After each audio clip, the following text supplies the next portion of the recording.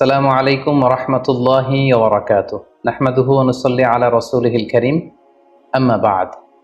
আল্লাহ রাসূল সাল্লাল্লাহু আলাইহি ওয়াসাল্লাম এবং সাহাবারা রমাদানুল মুবারক আসার 2 মাস আগ থেকেই কবে রমাদান মাস আসবে এজন্য ব্যাকুলতা প্রকাশ করতেন, উদ্গ্রীব হয়ে থাকতেন যে আমরা রমাদান পাবো কিনা, কখন রমাদান আসছে। এবং ওনারা পড়তেন আল্লাহুম্মা বারিক লানা ফি রজব ওয়া শাবান ওয়া বাল্লিগনা রমাদান। অর্থাৎ হে আল্লাহ, আপনি রজব এবং শাবান মাসে আমাদের বরকত দিন এবং রমাদান পর্যন্ত আপনি আমাদেরকে পৌঁছে দিন। আমাদের সালাফরা রমাদান আসার 6 মাস আগ থেকে, অর্থাৎ একটা বছরের 6 মাস ওনারা অপেক্ষা করতেন কবে রমাদান আসবে, উদ্গ্রীব হয়ে থাকতেন, ব্যাকুলতা প্রকাশ করতেন। আবার রমাদান মাস চলে যাওয়ার পরে বছরের বাকি 6টি মাস এ রমাদানে ওনারা যে সমস্ত ইবাদত করেছেন সেগুলো আল্লাহ তাআলা কবুল করলো কিনা এ নিয়ে পেরেশানিতে থাকতেন। বাকি 6 মাস দোয়া করতেন যে আল্লাহ, রমাদানে যে সমস্ত ইবাদত আমরা করেছি এগুলোকে তুমি কবুল করে নাও। এই পবিত্র মাসে আল্লাহ তাআলা আমাদের আল্লাহ সচেতনতা বৃদ্ধির জন্য এ মাসে আমাদের জন্য সিয়ামকে তিনি ফরজ করেছেন। আল্লাহ তাআলা ইরশাদ করছেন, ইয়া আইয়ুহাল্লাযীনা আমানু কুতিবা আলাইকুমুস সিয়াম কামা কুতিবা আলাল্লাযীনা মিন ক্বাবলিকুম লাআল্লাকুম তাত্তাকুন। অর্থাৎ ওহে বিশ্বাসীরা, সিয়ামকে এ রমাদান মাসে তোমাদের জন্য অবধারিত করা হয়েছে যেমনিভাবে তোমাদের পূর্ববর্তীদের উপরও এই সিয়ামকে অবধারিত করা হয়েছিল, যাতে করে তোমরা আল্লাহ সচেতন হতে পারো। এই আয়াত থেকে বোঝা গেল এই পুরো রমাদানুল মুবারকে যে আমরা সিয়াম উদযাপন করি বা সিয়াম পালন করি, এই সিয়াম বা রোজা পালনের মূল উদ্দেশ্য বা প্রাইম অবজেক্টিভ হচ্ছে আল্লাহ সচেতন হওয়া। এই সিয়াম আমাদেরকে আল্লাহ সচেতন বানায়। এই সিয়াম আমাদের মধ্যে এই ফিলিংস, এই ভাবনা, এই চিন্তা বা এই চেতনাটা নিয়ে আসে যে আমরা এটা ভাবতে শুরু করি যে Allah is watching me, Allah is observing me, Allah আমাকে দেখছেন। এই চিন্তাটাকে, এই সেন্সটাকে, এই ফিলিংটাকে ডেভেলপ করার জন্যই আল্লাহ তাআলা এই মাসে সিয়ামকে আমাদের উপর ফরজ করেছেন। এবং সেটাই আল্লাহ এই আয়াতের শেষাংশে বলছেন, লাআল্লাকুম তাত্তাকুন, যাতে করে তোমরা আল্লাহ সচেতন হতে পারো, যাতে করে তোমরা গড কনশিয়াস হতে পারো। আমরা যখন সিয়াম পালন করি আমরা তখন ক্ষুধার্ত, আমরা তৃষ্ণার্ত, ঘরের ভেতরে আমরা চাইলে কেউ নেই, কেউ আমাকে দেখছে না, আমি চাইলেই খেয়ে ফেলতে পারি, আমি চাইলেই কিন্তু পান করে আমার তৃষ্ণা মেটাতে পারি, কিন্তু আমি খাচ্ছিও না, পানও করছি না। কারণ আমি এটা ফিল করি যে কেউ দেখে না কিন্তু আল্লাহ দেখে। পৃথিবীর কেউ আমাকে দেখছে না, দরজা বন্ধ করে, জানালা বন্ধ করে, ফ্রিজ থেকে ঠান্ডা পানি বের করে, শরবত বের করে আমি কিন্তু ঘরের ভেতরে যখন একা একা থাকি আমি খেয়ে আমার তৃষ্ণা নিবারণ করতে পারি। কিন্তু এটা আমরা কেউই করি না, কারণ আমরা ফিল করি যে পৃথিবীর কেউ যদি নাও দেখে, আল্লাহ সুবহানাহু ওয়া তাআলার চোখে কিন্তু আমরা ফাঁকি দিতে পারছি না। হি ইজ ওয়াচিং মি, তিনি আমাদেরকে দেখছেন। তাহলে সম্মানিত দিনী ভাই এবং বোনেরা, এই সিয়াম আমাদের মধ্যে আল্লাহ কনশিয়াসনেস, আল্লাহ সচেতনতা এটা ডেভেলপ করে। পাশাপাশি সিয়ামের মাধ্যমে আমরা আমাদের প্রবৃত্তির উপর নিয়ন্ত্রণ অর্জন করি। গোটা বছর প্রবৃত্তি আমাদেরকে নিয়ন্ত্রণ করে, সারা বছর প্রবৃত্তি আমাদের উপর জিতে, আর আমরা এই রমাদান মাসে প্রবৃত্তির উপর জয়লাভ করি। যেমন পুরো বছর ব্যাপী আমার যখন ক্ষুধা লাগে আমি খাই, তৃষ্ণার্ত হলে পানি পান করি, আমার কামনা জাগলে সেই কামনা আমি পূরণ করি। কিন্তু রমাদানে ক্ষুধা লাগলে কিন্তু আমরা খাই না। তৃষ্ণায় গলা ফেটে যাচ্ছে, তৃষ্ণায় গলা কাঠ হয়ে যাচ্ছে, কিন্তু এক ফোঁটা পানি আমি পান করছি না। সিয়াম পালন করা অবস্থায় দিনের বেলা আমরা যারা বিবাহিত, আমাদের স্ত্রীদের সাথে অন্তরঙ্গ মুহূর্ত আমরা কাটাচ্ছি না। তার মানে আমার যেটা মন চাচ্ছে, আমার যেটা ডিজায়ার, আমার যেটা ডিমান্ড, সেটা আমি ফুলফিল করছি না, অর্থাৎ আমার প্রবৃত্তিকে আমি নিয়ন্ত্রণ করি। তাহলে সিয়াম পালনের মাধ্যমে প্রবৃত্তিকে কিভাবে কন্ট্রোল করা যায়, প্রবৃত্তিকে কি করে নিয়ন্ত্রণ করা যায়, এটা আমরা শিখি। সারা বছর প্রবৃত্তি আমাদের উপর জয়লাভ করে, আর এই সিয়ামের মধ্যে দিয়ে কেমন যেন রমাদানে আমরা প্রবৃত্তির উপর জয়লাভ করি, আমাদের কাছে প্রবৃত্তি হেরে যায়, জিতে যায় আমাদের আল্লাহ তাআলার প্রতি আস্থা এবং ভালোবাসা। এই সিয়ামের আরো একটি শিক্ষণীয় বিষয় হচ্ছে, এই সিয়াম আমাদেরকে সংযমী বানায়, রেস্ট্রেইনড বানায়। আমরা চাইলেই রোজা পালন করা অবস্থায় যা মনে চায় তা করতে পারি না। এবং সহিহ বুখারীর বর্ণনায় আল্লাহর হাবিব সাল্লাল্লাহু আলাইহি ওয়াসাল্লাম আমাদেরকে শিখিয়েছেন যে কেউ যখন রোজা রাখে সে যেন অশ্লীল কথা না বলে, রোজা রেখে সে যেন কাউকে গালি না দেয়।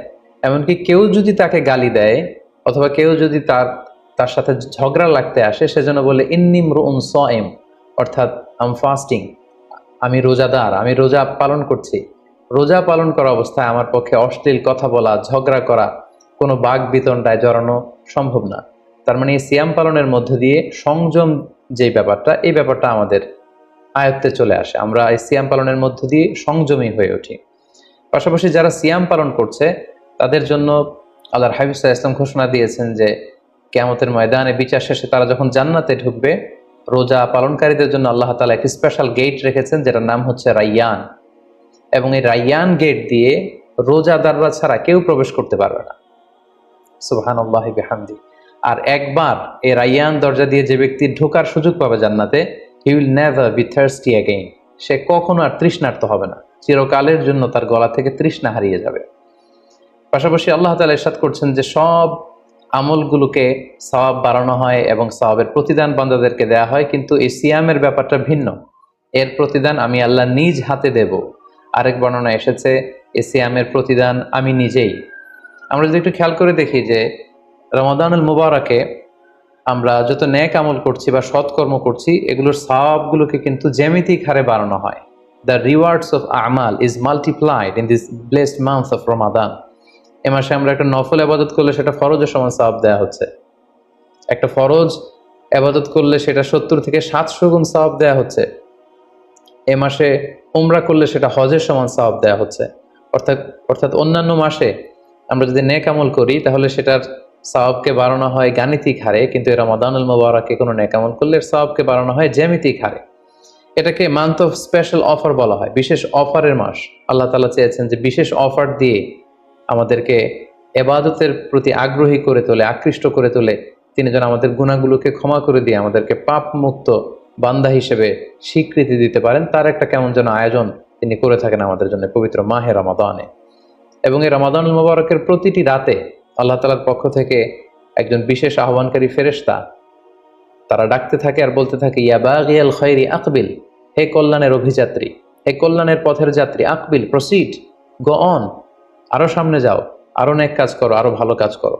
ইয়া বাগিয়াশ শাররি আকসির, হে পাপের পথের যাত্রী, আকসির, স্টপ, থেমে যাও, অনেক হয়েছে, আর না, আর অন্যায়ের দিকে ধাবিত হয়েও না। এটা প্রতি রাতেই, রমাদানের প্রতিটি রাতেই এই আহ্বান করা হয় যে হে কল্যাণের পথের যাত্রী, ভালো কাজ করতে থাকো, হে অকল্যাণের পথের যাত্রী, এখনই থেমে যাও, আর সামনের দিকে আগ বাড়িও না। এবং এই বরকতপূর্ণ মাস পেয়েও যারা আল্লাহ তাআলার ক্ষমা পায়নি, রাসূল সাল্লাল্লাহু আলাইহি ওয়াসাল্লাম তাদের জন্য ভয়ঙ্কর ওয়ার্নিং দিয়েছেন, হুঁশিয়ারি দিয়েছেন, গভীর হুঁশিয়ারি তিনি বর্ণনা করেছেন। মসজিদে নববীতে আল্লাহ রাসূল সাল্লাল্লাহু আলাইহি ওয়াসাল্লাম একবার মিম্বারের প্রথম ধাপে পা রেখে বললেন আমিন, দ্বিতীয় ধাপে পা রেখে বললেন আমিন, তৃতীয় ধাপেও পা রেখে বললেন আমিন। সাহাবারা জিজ্ঞেস করলেন, ইয়া রাসূলুল্লাহ, তিনবার কেন আমিন বললেন? আমরা তো বুঝতে পারলাম না। আল্লাহ রাসূল সাল্লাল্লাহু আলাইহি ওয়াসাল্লাম তখন বললেন যে এইমাত্র জিবরিল আমার কাছে এসে আমাকে শুনিয়েছে যে ব্যক্তি রমাদানুল মুবারক পেয়েও ইবাদতের মাধ্যমে আল্লাহর ক্ষমা পেল না, সে দুর্ভাগা, সে হতভাগা। আমি তখন বলেছি আমিন। তারপর জিবরিল বলল যে মা বাবা উভয়কে পেয়ে তাদেরকে সন্তুষ্ট করার মধ্য দিয়ে যারা আল্লাহর জান্নাতকে হাসিল করতে পারলো না, তারা দুর্ভাগা, হতভাগা। আমি বলেছি আমিন। তৃতীয় পর্যায়ে জিবরাইল বলেছে যে হে নবী, আপনার নাম শুনবার পরেও যে আপনার উপর দুরূদ পাঠালো না, অর্থাৎ সাল্লাল্লাহু আলাইহি ওয়াসাল্লাম বলল না, সে দুর্ভাগা, সে হতভাগা। তখন আমি বলেছি আমিন। সম্মানিত শুধু এই হাদিস থেকে আমরা বুঝতে পারি যে যারা রমাদান পেয়ে আল্লাহর প্রিয় ভাজন বান্দা হতে পারলো না, আল্লাহর কাছ থেকে ক্ষমার ঘোষণা পেল না, তাদের চেয়ে দুর্ভাগা এবং হতভাগা আর কেউ হতে পারে না। তাই যেহেতু রমাদান আমাদের একেবারে সন্নিকটে আমাদের মাঝে আগমন করবে, তাই আমাদের উচিত এই মাসটাকে ভাব গাম্ভীর্যের সাথে উদযাপন করা, to take the best out of this blessed month, যত বেশি পরিমাণে সম্ভব নেক কাজ করে আল্লাহ তাআলার ক্ষমাপ্রাপ্ত বান্দাদের অন্তর্ভুক্ত হওয়ার চেষ্টা করা।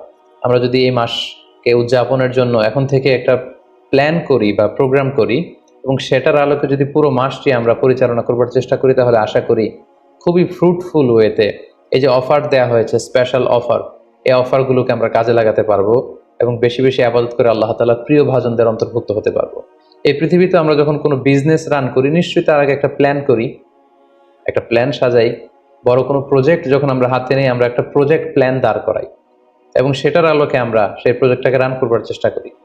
আমরা যদি এখন থেকেই একটি প্ল্যান করি বা একটি পরিকল্পনা সাজাই, হতে পারে এটা লিখিত পরিকল্পনা কিংবা অ্যাটলিস্ট নিজের সাথে নিজের বোঝাপড়া যে আমি এই কাজগুলো রমাদানে করতে চাই, এগুলো করতে চাই না, ডুজ অ্যান্ড ডোন্টসগুলোকে আমি মেনে চলতে চাই, যেগুলো করা উচিত এগুলো আমি বেশি বেশি করব, যেগুলো থেকে দূরে থাকা উচিত এগুলোর ব্যাপারে আমি সাবধান থাকবো।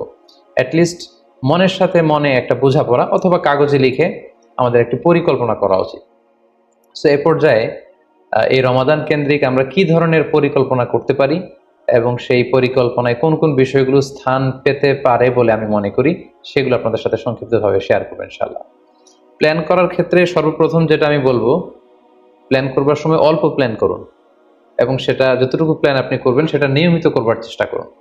আমাদের অনেকের মধ্যে এমন একটা ভাব কাজ করে যে যেহেতু এটা অনেক রহমতের মাস, বরকতের মাস, মাগফিরাতের মাস, আবেগে তারা অনেক বেশি প্ল্যান করে ফেলে এবং সেই অনুযায়ী রমাদানের শুরুতেই সারা রাত তাহাজ্জুদ, সারাদিন এবাদত তেলাওয়াত, এরকম 2-4 দিন চলার পরে, কয়েকদিন যাওয়ার পরে সে আবেগটা ঝরে পড়ে, সে আবেগটাকে সে ধরে রাখতে পারে না। কারণ এমন প্ল্যান করা হয়েছিল যেটা রেশনাল ছিল না, যেটা হয়তো যৌক্তিক ছিল না বা বাস্তবসম্মত ছিল না। সো প্ল্যান করার ক্ষেত্রে আমার প্রথম পরামর্শ হচ্ছে অল্প প্ল্যান করুন এবং যতটুকু প্ল্যান করবেন সেটা পুরো রমাদান ব্যাপী, হোল দ্য মান্থ লং আপনি সেটাকে পালন করবার চেষ্টা করুন। কারণ আল্লাহ রাসূল সাল্লাল্লাহু আলাইহি ওয়াসাল্লাম বলেছেন, আহাব্বুল আমালি ইলাল্লাহি আদওয়ামুহা ওয়া ইন কাল্লা। আল্লাহ তাআলার কাছে সবচেয়ে প্রিয় আমল হচ্ছে সেটা যেটা মানুষ নিয়মিত করে, যেটা বান্দা রেগুলার বেসিসে করে, যদিও এটা পরিমাণে কম হয়। সো আপনি পরিমাণে যদি কমও করেন, সেটা যদি পুরো রমাদান মাস ব্যাপী একই ধারাবাহিকতায় আপনি ইবাদত করেন, তেলাওয়াত করেন, তাহাজ্জুদ পড়েন, জিকির আজকার করেন, সাদাকা করেন, দান করেন, এটার যদি একটা ধারাবাহিকতা থাকে, সেই ইবাদতটা আল্লাহ তাআলার কাছে বেশি প্রিয়।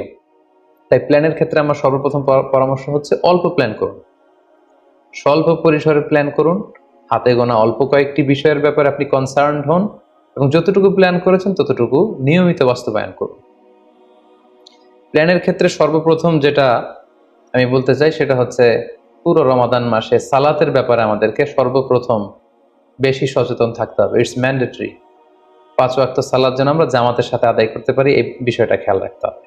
কোনো কারণে যদি জামাত ছুটেও যায়, কাজা যেন না হয়ে যায়।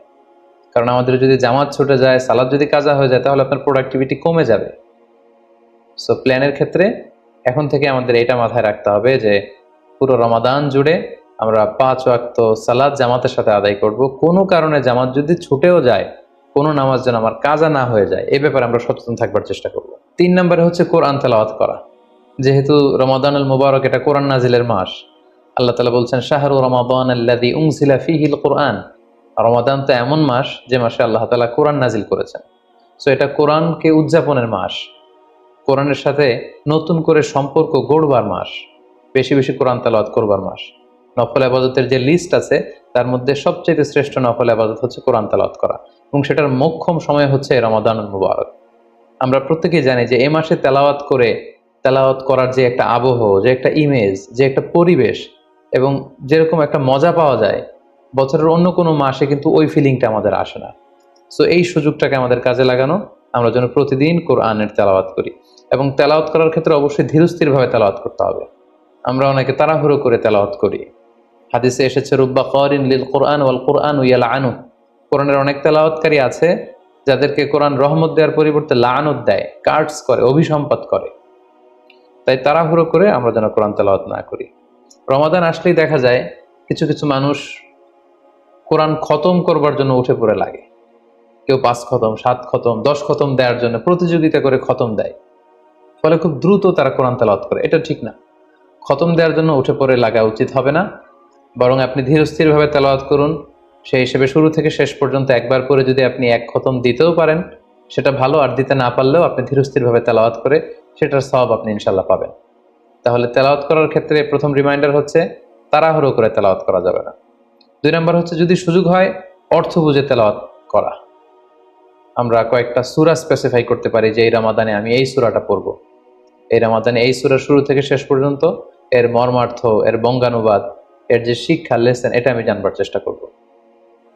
সম্মানিত দিনী ভাই এবং বোনেরা, কোরআন হচ্ছে এমন একটি কিতাব, যারাই এই কোরআনের সাথে সম্পর্ক জুড়ে দিয়েছে, যারাই এই কোরআনকে হৃদয়ে ধারণ করেছে, তারাই সম্মানিত হয়েছে।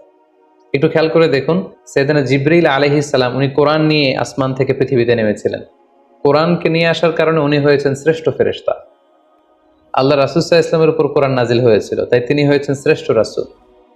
এই রমাদান মাসে কোরআন নাজিল হয়েছে, তাই রমাদান মাস হচ্ছে 12টা মাসের শ্রেষ্ঠ মাস, সাইয়্যিদুশ শুহুর। কদরের রাতে এই কোরআন নাজিল হয়েছিল, তাই কদরের রাত হচ্ছে পৃথিবীর শ্রেষ্ঠ রাত।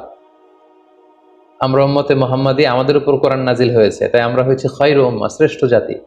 আমাদের মধ্য থেকেও যারা কোরআনের সাথে অ্যাটাচমেন্টকে বাড়াবে, কোরআনকে যারা ধারণ করবে, তারা হবে পৃথিবীর শ্রেষ্ঠতম মানুষ। তাই আসুন কোরআন উদযাপনের এই মাসে আমরা যেন বেশি বেশি কোরআনের সাথে সম্পর্ককে নতুন করে আবার নবায়ন করি।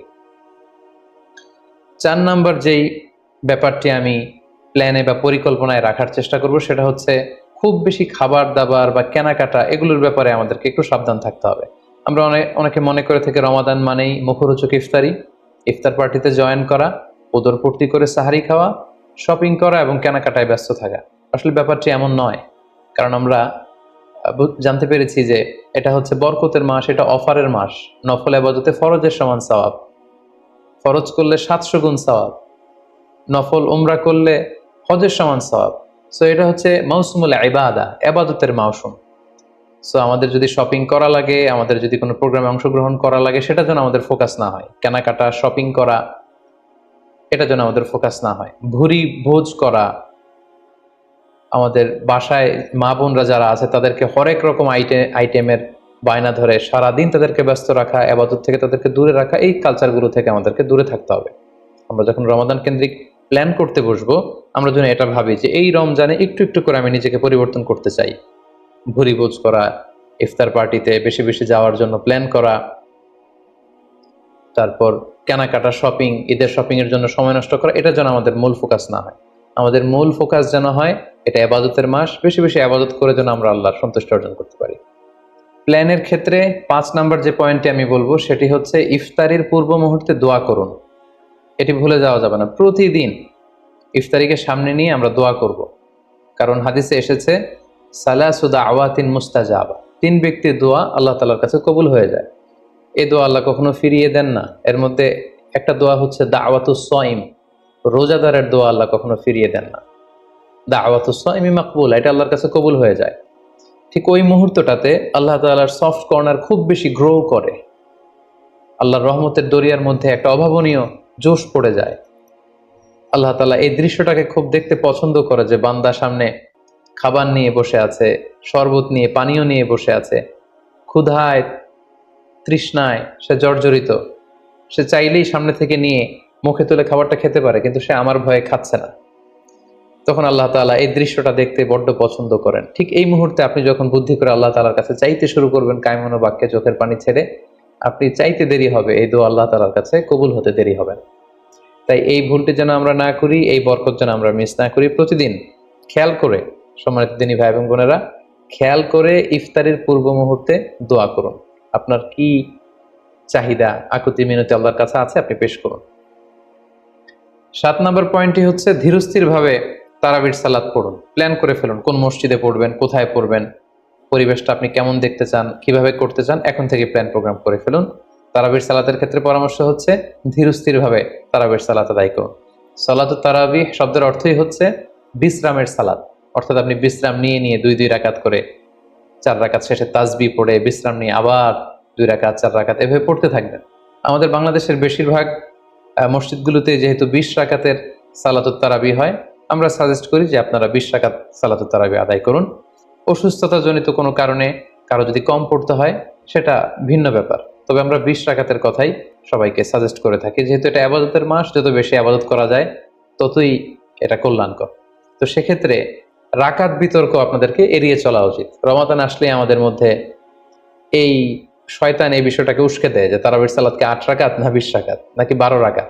সো তারাবির সালাত ধীরস্থির ভাবে আদায় করুন, রাকাত বিতর্ক এড়িয়ে চলুন। এটা হচ্ছে একটা বড় ফিতনা। কত রাকাত আপনি পড়বেন আপনার সাধ্য অনুযায়ী আপনি পড়ুন। আমরা 20 রাকাতের কথা সাজেস্ট করি, তবে রাকাত বিতর্কে জড়ানো আমাদের কখনোই উচিত হবে না। 8 নাম্বার যে পয়েন্টের কথা বলবো সেটি হচ্ছে শেষ রাতে তাহাজ্জুদের সালাত আদায় করা। বছরের অন্য সময়গুলোতে রাত 4টার দিকে উঠে আসলে অনেকের পক্ষেই তাহাজ্জুদের সালাত আদায় করা সম্ভব হয়ে ওঠে না। যেহেতু রমাদানুল মুবারকে সাহারি খাওয়ার জন্য আমাদেরকে উঠতেই হচ্ছে, সাহারি খাওয়ার পরে আপনি ওযু করে আপনার সুবিধা মতো 2 রাকাত 4 রাকাত তাহাজ্জুদের সালাত আপনি আদায় করুন। তাহাজ্জুদের সালাতে সিজদায় পড়ে আপনি আল্লাহ তাআলার কাছে আপনার মনের আকুতি আপনি তুলে ধরুন।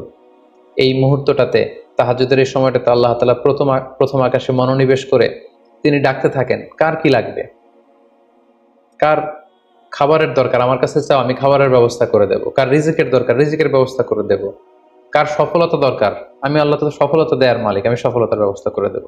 যে মুহূর্তটুকুতে বা যে সময়ে আল্লাহ তাআলা আমাদেরকে দেওয়ার জন্য তিনি আমাদেরকে ডাকছেন, আমাদেরকে দেওয়ার জন্য তিনি বসে আছেন, প্রস্তুত, আহ্বান করছেন, কিন্তু আমরা সেই আহ্বানে সাড়া দিচ্ছি না। তাই রমাদানুল মুবারকে তাহাজ্জুদের সালাতের অভ্যাস করার একটা সুবর্ণ সুযোগ কিন্তু আমাদের আসছে। যেহেতু সাহরি খেতে আমরা উঠবই, উঠে আমরা তাহাজ্জুদের সালাত আদায় করে নেব। 9 নম্বর যে পয়েন্টটি উল্লেখ করতে চাই সেটি হচ্ছে সোশ্যাল মিডিয়ার নিয়ন্ত্রিত ব্যবহার বা পরিমিত ব্যবহার। যত কম ব্যবহার করা যায়, ফেসবুক, ইউটিউব, অনলাইনে যত আপনি কম সময় দিতে পারবেন, আপনার প্রোডাক্টিভিটি ঠিক তত বাড়তে থাকবে। জরুরি প্রয়োজনে যে সমস্ত কাজ একেবারে করাই লাগে, যেগুলোকে অ্যাভয়েড করা মোটেও সম্ভব না, সেগুলো আপনি করতে পারেন। তবে আমাদের সাজেশন হচ্ছে ফেসবুকিং, টুইটারিং এবং ইউটিউবিং, এই সমস্ত কাজে, সোশ্যাল মিডিয়ার কাজে যত কম আপনি এই রমাদানুল মুবারকে সময় ব্যয় করতে পারবেন, সময়টা ঠিক ততই আপনার প্রোডাক্টিভ ওয়েতে কাজে লাগবে ইনশাআল্লাহ। 10 নম্বর পয়েন্ট এবং সর্বশেষ পয়েন্ট হচ্ছে রমাদানুল মুবারকের মূল আকর্ষণ হচ্ছে রমাদানুল মুবারকের শেষ দশকে, অর্থাৎ রমাদানের কদরের রাতগুলো হচ্ছে লাস্ট 10 days অফ রমাদানে। আল্লাহ রাসূল সাল্লাল্লাহু আলাইহি ওয়াসাল্লাম ইরশাদ করেছেন, ফালতামিসু ফিল আশরিল আওয়াখিরি মিনাল বিতর, রমাদানের শেষ দশকের বেজর রাত্রিগুলোতে তোমরা কদরের রাত তালাশ করো। তাই আপনারা যখন প্ল্যান করতে বসবেন, এখনই ক্যালেন্ডার সামনে নিয়ে রমজানের শেষ দশক কত তারিখ থেকে কত তারিখ পরে প্ল্যান করে নিন, এবং অড নাইটগুলো, বেজর রাত্রিগুলো কোন কোন রাত্রিগুলো হতে পারে এখনই প্ল্যান করে নিন। যত ধরনের ব্যস্ততা, যত ধরনের ঝামেলা, যত ধরনের দায়িত্ব, এই কাজগুলোকে আপনি আগে পরে সেরে নেবেন, কিন্তু এই 10 দিনের স্পেশাল টাইমটাকে আমাদের ইবাদতের জন্য রাখা উচিত। আল্লাহ রাসূল সাল্লাল্লাহু আলাইহি ওয়াসাল্লাম রমজানের শেষ দশকে যখন তিনি পৌঁছতেন, তিনি তখন এমনভাবে ইবাদত করতেন, তিনি কাউকে চিনতেন না, কারোর সাথে বেশি কথা বলতে চাইতেন না। তিনি রাতে সারা রাত জেগে থাকতেন, ফ্যামিলি মেম্বারদেরকে উঠিয়ে দিতেন, জাদ্দা ওয়া শাদ্দাল মিজহার, কোমরে গামছা বেঁধে তিনি ইবাদতে লেগে পড়তেন। এই শেষ দশকে তিনি এত ইবাদত করতেন, বছরের কোনো সময়ে আল্লাহ রাসূল সাল্লাল্লাহু আলাইহি ওয়াসাল্লামকে এত বেশি ইবাদত করতে কিন্তু দেখা যেত না। তাই এই শেষ দশকের বেজর রাত্রিগুলো যেন আমরা মিস না করি, এবং শুধু 27 রমজানে আমরা কদর হিসেবে পালন করব, ব্যাপারটা যেন এমন না হয়ে যায়। কারণ যদি কোনো কারণে কদর মিস হয়ে যায়, এটা হচ্ছে খায়রুম মিন আলফি শাহর, 1000 মাসের চেয়েও সেরা। ওই এক রাতের ইবাদত হচ্ছে 1000 মাসের ইবাদতের সমান। এবং আল্লাহর হাবিব সাল্লাল্লাহু আলাইহি ওয়াসাল্লাম বলেছেন, মান হুরিমা খায়রাহা ফাকাদ হুরিম, যে কদরের রাতের বরকত থেকে বঞ্চিত হলো, হি ইজ দ্য লুজার। এই বরকতের মাসে নিশ্চয়ই আমরা কেউই লুজার হতে চাই না, আমরা সবাই গেইনার হতে চাই। সো আমরা যদি গেইনার হতে চাই, রমাদানের সর্বোচ্চ বরকতটুকু যদি আমরা হাসিল করতে চাই, লাস্ট 10 days অফ রমাদান, রমজানের শেষ দশকের বেজর রাত্রিগুলো যেন আমরা খুবই আন্তরিকতার সাথে সিনসিয়ারলি ইবাদত করে কদরের বরকত হাসিল করবার চেষ্টা করি। সংক্ষিপ্ত পরিসরে রমাদান কেন্দ্রিক আমাদের প্ল্যান কেমন হওয়া উচিত এবং সেই প্ল্যান বা পরিকল্পনাতে কোন কোন বিষয়গুলো আমাদের খেয়াল রাখা উচিত, এই বিষয়ে সংক্ষিপ্ত পরিসরে আমি আলোচনা করলাম। আশা করি এগুলো যদি আমরা খেয়াল রাখি, তাহলে খুব ফ্রুটফুল এবং প্রোডাক্টিভ ওয়েতে আমরা আমাদের রমাদানকে কাটাতে পারবো। আমরা গত বছর আমাদের অনেক প্রিয়জনদের সাথে একসাথে রমাদান কাটিয়েছি, তাদের অনেকে কিন্তু এবছর আমাদের সাথে নেই। আমরা এই রমাদান কারা পুরো রমাদান পাবো আমরা জানি না, আবার আগামী বছরের রমাদান পর্যন্ত আমরা বেঁচে থাকবো কিনা সেটাও আমরা জানি না। সো এই রমাদান হতে পারে আমাদের জীবনের শেষ রমাদান। আমাদের we should consider this Ramadan the last and final chance in our life. আমাদের এভাবে চিন্তা করা উচিত যে হতে পারে এটা আমার জীবনের শেষ রমাদান, তাই আমার গুনাহ মাফের একটা সুবর্ণ সুযোগ হচ্ছে এ রমাদান মাস। তাই এই মাসের সর্বোচ্চ বরকতটুকু হাসিল করার জন্য আমরা যেন বুদ্ধিমানের পরিচয় দিই, আমরা যেন বেশি বেশি ইবাদত করে আল্লাহ তাআলার প্রিয় ভাজনদের অন্তর্ভুক্ত হতে পারি। হ্যাভ এ গ্রেট রমাদান। আসসালামু আলাইকুম ওয়া রাহমাতুল্লাহি ওয়া বারাকাতুহু।